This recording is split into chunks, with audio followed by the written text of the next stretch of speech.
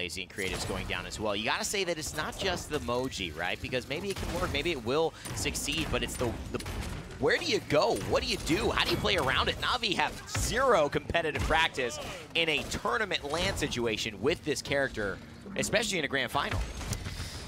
I don't know if they're really feeling it or if they just want to get a stylish victory if they're feeling good at this point. They're up 3-1. Plenty of games to give, obviously, because of the bracket reset here, and it may be a little bit as a result of that. The Seedling comes out. Na'Vi's starting to get some traction, though, late in the game. Tolkien finding a kill. That's nice. And there it is, another one. Tolkien finding a triple kill here, looking for a quadra. Hey, trying to help it out, but that was a relatively easy one. I would say the fight was easy to call, but it was relatively a skirmish. It would be, I think, generous to call it a fight. It was it was a mosh pit. I mean, there's not a lot of inherent cauterize on this Na'Vi squad. I think later into the game, once you get the wreckers, you get the cauterizes online. It's a different fight. I'd be a little concerned if Envy didn't win that one early. Yeah. Not to say that this is really like that cut and dry, that black and white of a matchup, but I think it's a good look for them that they do get a point on the board. Also, how do you feel about the situation of the card Symbiotic at level 5 when the Willow that's countering out this Phoenix, this Toot healing, is applying absolutely zero healing. It doesn't matter how much you have set to receive, and Enlightenment comes out. Rockbucky with a double, so hold that thought there. And Rubu and Envy cleaning up, double. Toil and trouble, Lazy's left alone. And I don't think they'll let this one. So on the topic of Dead Zone, though, Magic Barrier will cleanse you of all debuffs, so I think she will be able to get rid of that, hopefully navigate out of it. I don't think Dead Zone is like, you have to re-enter it. I don't know if it's like a persistent reapplying debuff, so if Phoenix can navigate himself out of it. And again, you know, Mutu's going to have his Astro Mark, Kratos going to have his Astro Mark. He's going to get that Dead Zone onto someone. Yeah. I think Phoenix is actually probably the least good target for it. Rubu here in a 4th streak, forcing Mutu back as he loves to play, just always from behind. Although his team is in the lead significantly here in that Warders field. Wow, so deadly. And still Rockbucky is here, and he misses. He doesn't find the kill. No, he actually does secure it. It looked like he might have whiffed, but he will at least get the reset to 50% on the Enlightenment. There's the stabilization now. Looks like... Oh, no, he did miss.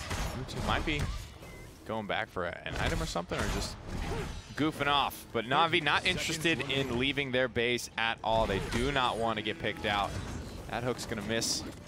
Damage dealt being led by Leon. Mutu falling somewhere in the middle of the pack now. Moji trying to keep her head above the supports. Rubu here doing a great job of just poking. Rockmonkey knows he's dead to rights. Lacy secures that kill. 10 seconds now, and Envy started off pretty strong, and now Vincere have a little bit of time to play, and that's when you're trying out something new. What you want, just give a little bit of warm-up time so you and your teammates can get used to how you're going to help them succeed the most. Phoenix finding kill on the Rubu there, and although we haven't spectated him much, you can say it hasn't been the worst of pickups. It's not a disaster, it's just, you know, obviously unique for both teams. One thing I'm a little bit worried about for Na'Vi is I feel they have a very weak lineup of ultimates there. Yeah. The time and space could go all game without finding a target. Spite without Guillotine could go all game, especially the way Mutu uses it. It's probably just going to be used for mobility. Scout is Scout. Seismic Crash is the solid one in that lineup, so really a lot of the weight falling on Phoenix to get value consistently with snack time. Essentially a quadra kill there for Tolkien, who answers back from Phoenix's quadra kill to end the game.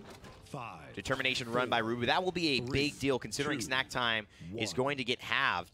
Very, very close to that as far as the reduction. And it will be able to have this Makoa back in his true form and not a cookie as soon as possible, but Phoenix will still have a moment to be able to grab him up and instantly delete his health bar. That's what that ultimate does, so pay attention for that. As Tolkien here uses the Dome Shield just to stay alive. Nobody really contesting him much in it. The fight happening elsewhere. Here comes the Dead Zone. It's got a couple of clumped up targets, but Lazy sneaks up on him, drops the Warders field, and confirms the kill. And that's just patience, Nick. I mean, he just waits long enough, and wow, it feels like, does he have a magic barrier? I've never seen him use it. Rockmonkey is doing such a good job of catching Phoenix when he's weak, and without his defensive shield, Rubu now ready. And this Warder field, it's been a nuisance for them. It's been great for Lazy. But the Sonar still looks bad. My goodness, he's getting so much healing, though. Rubu might not even need it. That's 2 free kills for Team Envy. Na'Vi on the back foot yet again, 93% to nothing. Envy capture yet again. And it's a feels bad, man, because no snack time is used. and I don't know if we've seen it all game. No, we haven't. So that's, you know, 6 minutes down, and obviously you're defending both times, and you don't want to use it on defense heading into the next round if you need to. Kind of just works out that way, but you are getting to the point where you're wasting value by not taking advantage of that ult. 2 minutes now on the clock. Deja vu. Jump as many times as you want, my friend. You're not getting out of this cage, little turtle. You're going to be viewed and loved by all in the zoo and sent back to base. A couple of ults for Team Envy, but they are on the back foot at the moment. They won't be looking to pop anything here. If we had a zoo, Moji would definitely be a main attraction, I'll say that. Agreed. The familiars would be like very unfamiliar to stare at, to look at. They'd be the headliner. They might be the headliner. Another death or though the for double Phoenix. headliner because they got 2 heads. There you go. I guess I see what you're saying here. A lot of death for Phoenix with the magic barrier cooldown up and available. No use of the ultimate so far. Clearly not a pick with a lot of mileage on it for him. Yeah, and I think what's happening is he's using his magic barrier early, right? He's not relying on that healing. What it's doing is it's taking away one of his crucial stall tactics. And Moji is so good at stalling, very much like a Zen in many moments, as Random Noob just showing the efficacy of the Willow and the Nightshade here on this small map. And you see it right there. He doesn't have that secondary stall, so the Toot is going to get him only so far, but Tolki's here, and that barrier should be on cooldown. Tolki with one more shot can finish him off. The barricade comes through, Rocket Boots as well, so the bowling ball will tick away. And this is a very, very smart and successful left side hold here by Envy. I really wanted it to work. I really did. But it just doesn't seem it's going to. Hey man, if it works, I'm extremely happy and I'm impressed, you know? If it doesn't, you know, not many people thought it would succeed, so you don't really lose much there. It just 30 seconds. And you are more right than ever. There are a lot of games to give in this set. 25 on the clock, as this one might be coming to a close here pretty quickly. Envy put themselves up 3-1. And just Moji as a character as a whole, she's sort of like a beginner Zen, in my opinion. I think she's a little bit easier. Her autos are incredibly easy to land, don't do the most damage in the world. And I think that's just the nature of the character, right? You look at her versus like an Eevee or an Androxus, it's just how hard is it to pull off, and you know, what's the reward, what's the risk involved in it. One of the interesting things about this as well is there's no verticality on Not As Sincere. You're usually seeing them with some level of that. And the ability to climb to high ground, to elevate vertically, but none of the characters here can do that unless Lazy's running Summit, and I haven't seen him use it. I think, you know, if you want to pull that off, this is one of the maps for it. This or Bright Marsh. 3-1 now. Comeback mechanic for Na'Vi. They'll have a chance. That's a deep Orders field. It's going to almost lock down Tolki. And he's just going to go right up under the dome shield for it. And that's a really good one, because then comes the Nightshade, and Phoenix hiding in there. It's snack time. The first time they use the ult. No. Guess what? Rubu gets out and kills Phoenix. How about that for a snack? Did he even land it? Oh, you know what? Rubu probably just Ancient Raged it. Oh, you're right. Well, that feels bad. He gets out by never going in. Easy peasy lemon squeezy. 48% counting. 3-1. Under 10 minutes played. Man, this could be Envy's game. What a risk picking up the Moji here. You give Envy back the momentum for basically free. Here comes the Dread Serpent now, and it's going to result in a kill onto Mr. Hayes. Lazy's got the seismic crash just to get things going for Na'Vi. Now watch out for creatives here, because you can do a lot of work, and that's a killing spree. But Random Noob, this verticality, it's so difficult. They don't have any hit scan except Spunky. That's the other thing that's so difficult about it. Double kill by the time he falls. Creatives is the one to take him down, but Creatives will follow suit and go back into Spectator. That's going to be a wrap, ladies and gentlemen. Team Envy take this game. They just dominated. Can we look at the damage quickly before this game ends? Beautiful stuff there. Random Noob, I have to say, I was very impressed with this Will. There was so many team fights where he was just owning people, getting 2, 3 kills sometimes. So much damage coming out there. Not an easy pick, in my opinion, to operate on Jaguar Falls, because there's not a lot of high to low for you to work with. And if you're going to lose, there's something mentally about giving up a win where you go with a champion that they're like, what? Because that doesn't feel like you gave it your all. I mean, we all know that they did and they wanted to win there, but I think for Envy, they may be saying, hey, come on, they're going to give us a real draft next time. We got to keep our heads up. And I think that does keep them on edge. I don't think the momentum shifts as heavily as if they lost with a, you know, Na'Vi gets everything that they want, and then they still get burned that bad. That gives Envy a lot of steam. Well, let's send it back to the desk to break down what was one of the oddest games in a grand finals I've ever seen. Feels weird, man. Feels weird. Feels throw, man. I don't really know the motive. I would be like want to know what their thought process was. Was it just to play? Because it's not like they've been killing this set so heavily where you can do. Yes. We've seen it during the regular portion of the split. Some teams, they're top seed versus low seed, and they'll play around like that. But grand finals of the LAN? I don't have any words, Gabby. I'm just...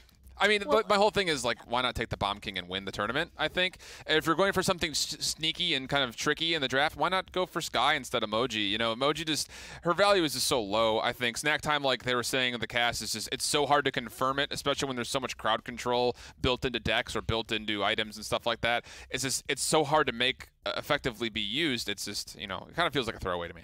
It wasn't just a matter of Navi's selections. It was a matter of Envy also playing True. well. Rock Monkey, for instance, he was here on the Leon and landing all his shots that he needed to land and, and then punishing. If this is the kind of draft that you're going to bring against us in the grand finals, then allow us to demonstrate why you should not have. Yeah, and, you know, props out to Envy, you know, when it comes down to absolutely punishing, you know, I'll just go out and say it. I'll be savage about it. A poor choice. It was a poor choice to do something like this, and Envy didn't give them any room to work with whatsoever. And look at these shots. I mean, they're just so consistent. The enlightenments were really big throughout the entirety.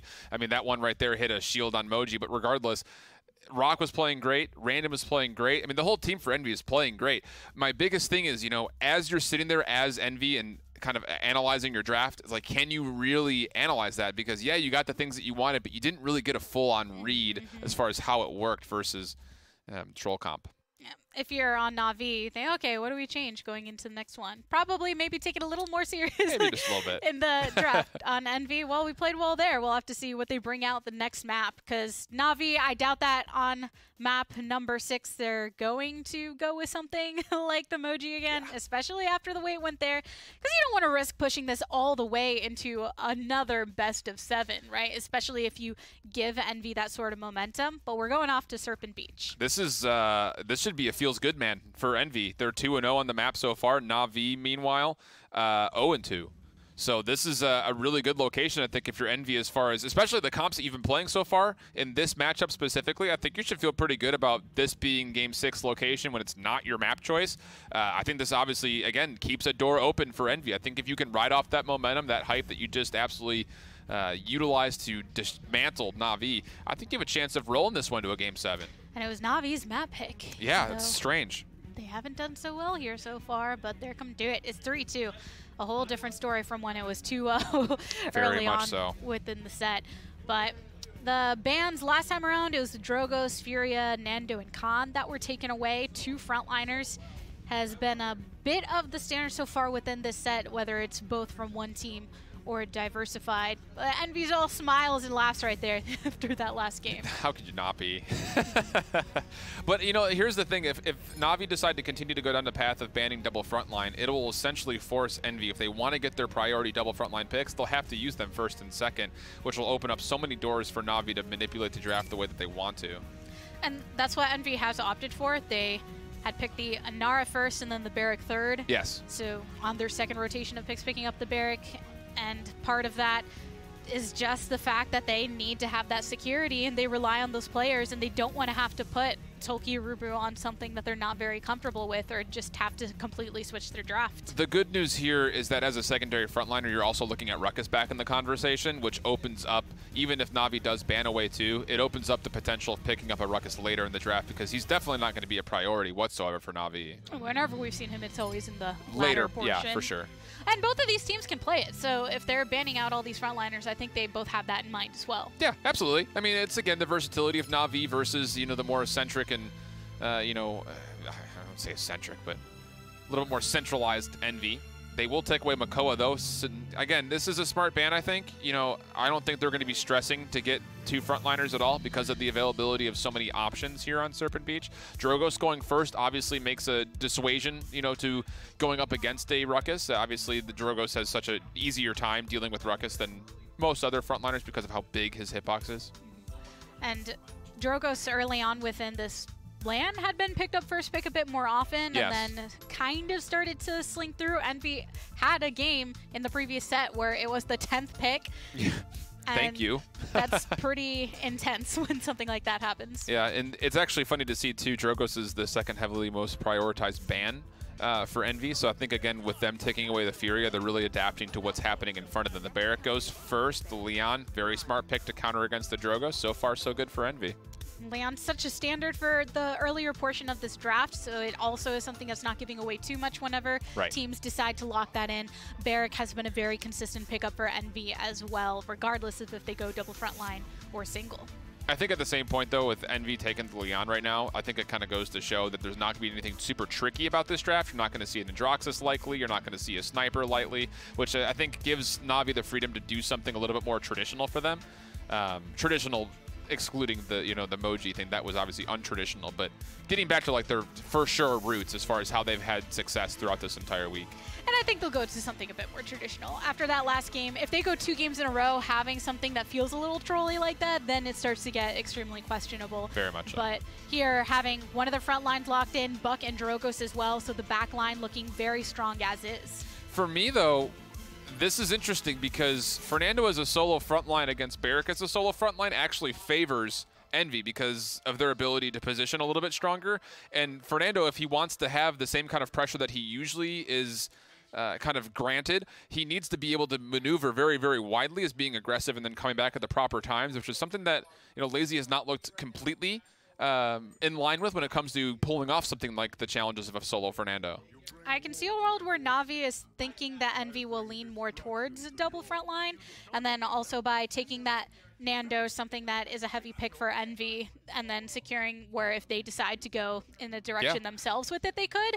But the way that things are lining up, getting the Genos too, you have the Xin and the Leon and the Barrack, it's looking pretty lethal. Very much so. And if there were ever a comp that Envy could take a solo frontline and beat Na'Vi at their own game of the solo frontline, it's this comp right now. Absolutely. I think there's a lot of flexibility as far as what can be picked up last. Bomb King, Willow still on the table, still very influential when it comes to picks, but also things like Pip could very easily come out on this map, which is something that we've heard very time and again that Envy do like to bring out as a damage dealer.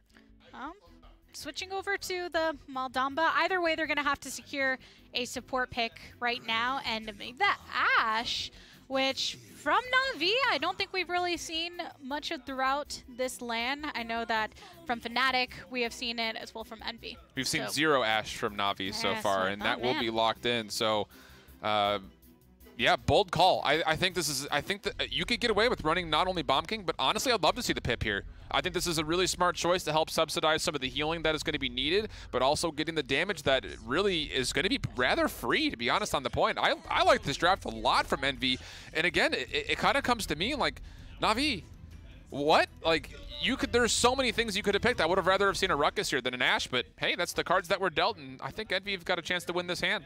Keeping us on our toes, both these teams are, but we're continuing on within this best-of-7 grand finals. Well, you got to say the Zen has made an introduction into Envy after not being there, but now the Pip has really resurfaced, and that has been a guarantee success factor for them earlier on in their games. Again, Double Blaster here for Na'Vi. It's not going to be the most comfortable draft, I feel, for them. It's giving me Splitstone vibes if Na'Vi were envious in that instance, and I just don't know about it. And Envy looking very, very comfortable on their side. Comfort is a key. Na'Vi maybe giving up an easier Jaguar Falls than they wanted, now has to fall back to Serpent Beach and see if they can re-grab momentum. If not, it's Team Envy tied up with a chance to reset this bracket. It's either Na'Vi taking the Grand Championship here or that as the result. So Serpent Beach will determine a lot of fates today. Who's playing what for Na'Vi? That's my biggest question getting into this. Will be Creatives back on the Buck. Phoenix on the Ashe, Lazy on the Fernando. And Rock on the Yomi Zen. This was interesting because they gave it to the Tolki last time, and they had Rock on the Buck, and that's probably, to your conjecture, true, why they just believe he's such a good Buck, so he took precedence there. But Tolki's shifting onto the Leon after the Zen performance, possibly saying, Rock, I think you got it better than me, as Rock definitely performed on Leon last game. And you would have maybe thought he would play it 2 games in a row here already.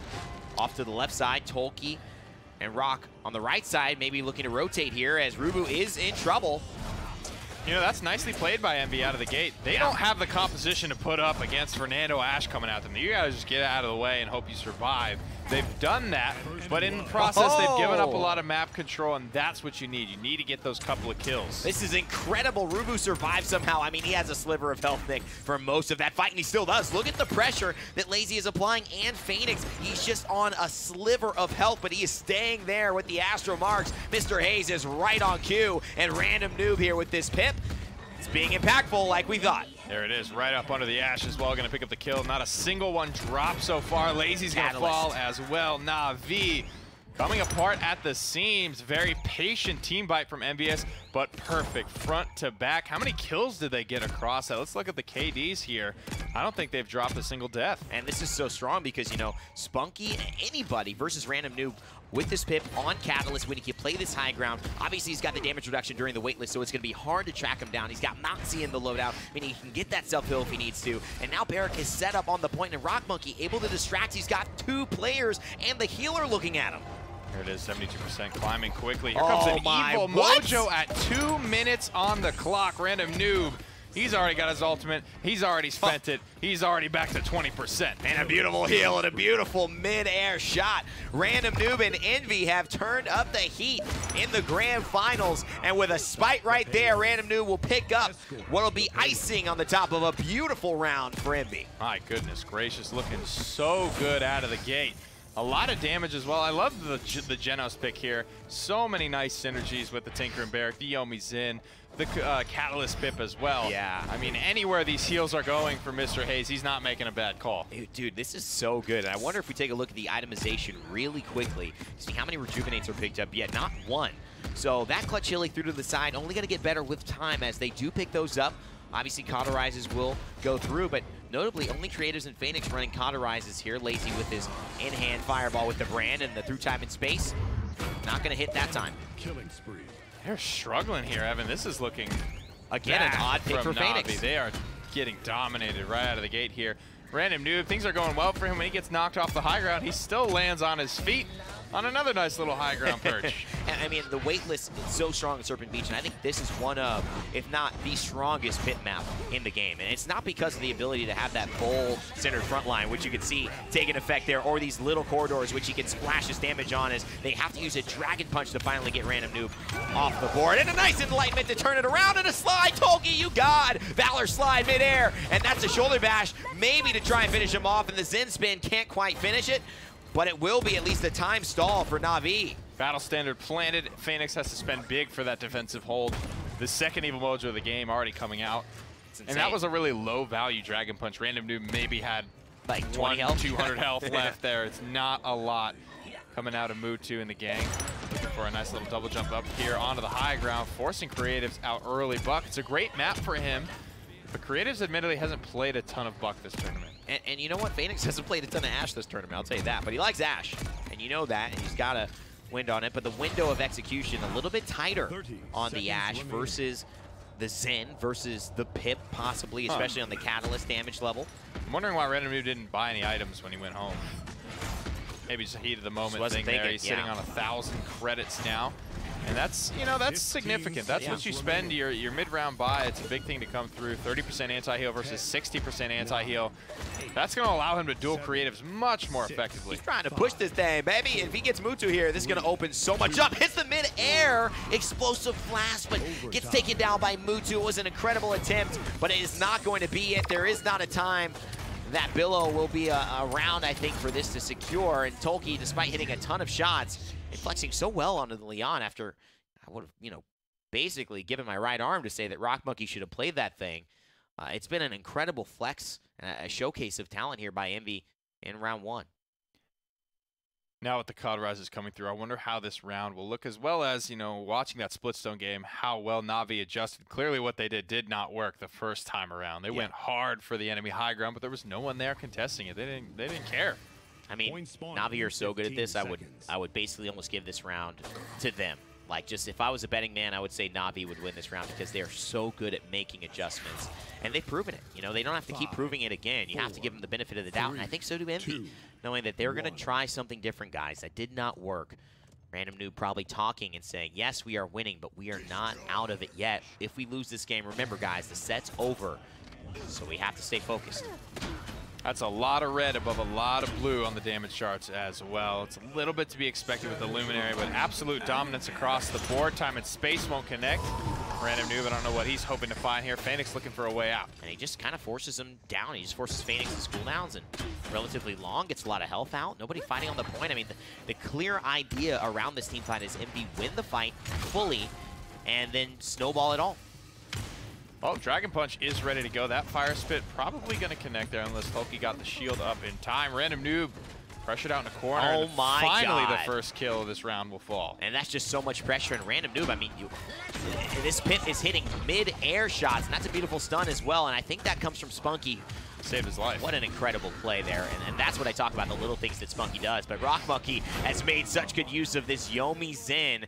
And it's the draft, Nick. It's the execution. There's Envy are playing unstoppable. They're executing very well because it takes a lot of patience. It takes a lot of resolve to have your back against the wall and to stay focused and do what you need to do. The Dragon Punch won't connect. It's countered. And look at that. Tolki finds the presence, and that just puts Mutu off the spot for just a second. Random Noob on the top ropes. And if you can look down, this is so much damage. I don't know how long Phoenix can survive because the shield is not one that Mako would have. And Mutu glides up, and that's Moxie for you. He's got the weightless and the damage reduction, and that's what loadout cards will do for you in Paladins, ladies and gentlemen. It saves his life. He's alive. He's well. He's back to 72% on that ultimate. Goodness gracious, Random Noob is dominating Serpent Beach. And Rock Monkey just shows up, and that's why Zen has been so successful in these types of compositions, Nick. The triple DPS, I mean, you talk about a guy that just distracts so much and it causes so much attention towards him in this Random Noob pip.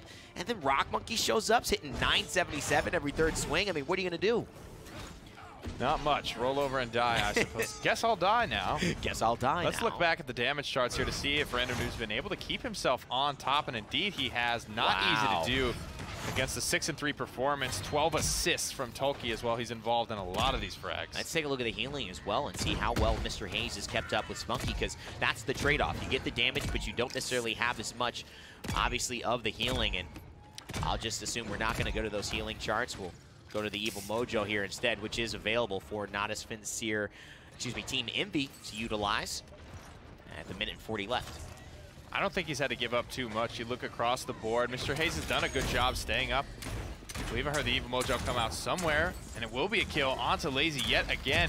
Oh, no. Not only to get these charged up, to use them so quickly and to get kills every single time except when he got stunned by Spunky. Oh my God, and that enlightenment, Nick, we wanted to know where it went. It went on to Spunky and Phoenix. He hit both of them, and they were both so low, sitting ducks here for Random Noob, and that's an Envy push. Is wild. 3-1.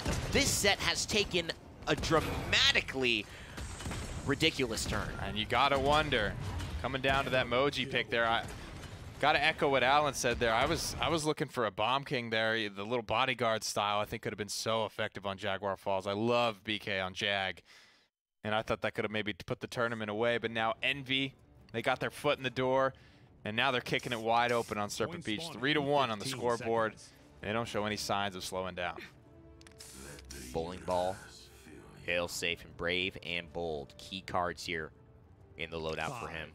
And when you add up the healing between the Pip and the Genos, they've essentially sacrificed nothing for 15% bonus damage across the board. Absolutely. And that is just an incredible thing. You talk about the Catalyst bonus damage as well. I mean, it's quite a lot. It's even more than that. Lazy chunked down to 20% HP before he can get across the bridge here. Fighting for his life right out of the gate. Rubu's not missing a shot. And that's so huge because the damage from that Fire Spit actually gets taken by the shield, the Bowling Ball shield, and damage does not seep through from shields, which is great. So that initial impact of 1,000, it basically gets so much value lost because of the Bowling Ball loadout. But Mutu's not done yet. He finds a nice kill on the Random Noob, Nick. 9% still, and the brawl continues, and Rock Monkey's getting low, and Creatives picks him up. For the first time this game, Na'Vi are actually winning a fight. They've got comeback mechanic as well. These kills are coming through staggered enough, so barring any catastrophic failures, Na'Vi should finally get themselves on the offense. Yeah, it doesn't seem like anyone is close enough, right? Maybe Random Noob, I think, to maybe touch. Rock Monkey's going to try to get in there. That's going to be the Dragon Punch to secure the zone. This is not over yet. Na'Vi finally looking a little bit more like themselves as the Evil Mojo comes out just for the full stabilization, and it will help by killing Lazy. Rock Monkey picks up 2. Mutu drops into a very precarious position. He gets cleaned up easily after that. Na'Vi have a couple of credits to spend, so it's not the worst time to lose a fight, I suppose. I also look at the multi-dimensional aspects of some drafts that make me say that's a really good draft, and on this map in particular. And I think Phoenix, his mobility is very long, but it's very one-dimensional. It's one straight line, and sometimes the angle isn't there. Random Noob's ability to go and support a fight in this map specifically, you can go up and down, sideways, up the stairs, through the wall, through the room. It's just really, really showing how you're able to support one another in these. As another Enlightenment kill goes to Watch your head, boy. Watch your head. And I gotta say, outside of like a illusory or a dimensional link, Weightless has got to be like the highest skill cap mobility option in the game. There's so much you can do with that. You have to play a lot of the maps really to just kind of get a feel for where you can go, what you could do, how you can bounce off the walls, all that sort of stuff. Defense to offense in less than a second. Lazy here, starting off, but Moxie's going to help him stay alive, and he has a chance and actually forces the Immortal as a result of that and keep Creatives alive. And there's a minute left, so I'm not mad at that. Yeah, I don't mind it either. You got to get something going if you're Na'Vi, and you know, this smells like a good opportunity to do so. Lazy keeps Creative alive, picks up yet another kill. Mutu finds Rubu. Yeah. These are decently staggered as well. Rubu's going to be dead for another 10. Spunky falls, though. Rock Monkey cuts the legs out from under the beast. And he's looking to hopefully get Tolki out into the water. He didn't. Tolki might have slid back. And another Enlightenment, but this time it misses. Phoenix finding the kill, Mutu as well. So, you know, when Mutu has a good round, things suddenly start to change quite a bit. No interest in using an ultimate there from Phoenix, and you know, I question that a little bit. That may have been something to get this one through. Do they even need it? Dragon Punch, I don't think you get too scared to use it. A beautiful combustible from Mutu will provide the window of opportunity. And you know, that point happened so quickly. Envy don't really have time to blink. It doesn't really feel like, you know, any momentum was lost. Na'Vi just said, here, let me take two quick points real quick. And now it's all tied up, and that means that the winner of this next point, if it's Na'Vi, will take the grand finals here in the summer, and if it's Envy, we'll have a chance to tie it all up 3-3 in this best of 7. It's crazy how quick the game can change hands just like that. It was a very quick offense, I think, with 30 or so seconds to spare there. Na'Vi, they get it done with a combustible. You can't sleep on the knockback there, especially as you're falling off something. It's very easy to, the combustible just helps carry that momentum as you get thrown even further away from the payload. Rock Monkey would have been the first one to that payload, and as a Zen would have been able to stall for a significant length of time. There's an Evil Mojo. What does it find? Looks like nothing, and that's the spite immediately onto Creatives, but Creatives finds Rock Monkey immediately after that, and it's a full team wipe here, looking like it's going to be a very bad start for Envy, but the Weightless, the damage reduction, it's not enough. Mutu is there to collapse. The dragon in the skies says, I want this one for myself. Double kill. Na'Vi looking closer and closer to championship. Phoenix has committed for the end. He gets to the high ground. Double slam there on the flag banister, 63%. He's zoning everyone. 3 people knocked off their horses. 4 people knocked off their horses, and Dragon Punches, Dread Serpents awake them. But if they touch, I mean, he's got to be going down, right? Rock Monkey, good counter as well. Random Noob finds Phoenix. Overtime has ticked away, and somehow Rock Monkey is still alive. He is fighting for what may be the most important moment in the entirety of this set. Rubu gets onto the point to take overtime once more, and he needs an Astral Mark. Random Noob is here. No Weightless, though. He's going to try to touch down, and he will, but he dies right away. I think this is it, ladies and gentlemen. Just like that, Na'Vi have become your champions. 2 lands in a row. The Masters in the spring and the summer. They crown themselves again, back-to-back international champions. Na'Vi, always the 2nd seed during the online split, but when it matters in Alpharetta, they get it done.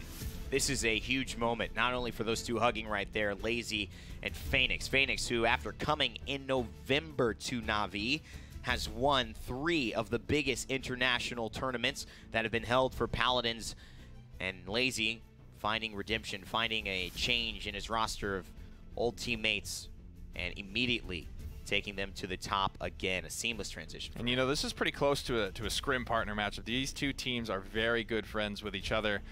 And you know, it sucks to have to do that to your friends, but it's all in the spirit of competition at the end of the day. Yeah. Envy should hang their heads high.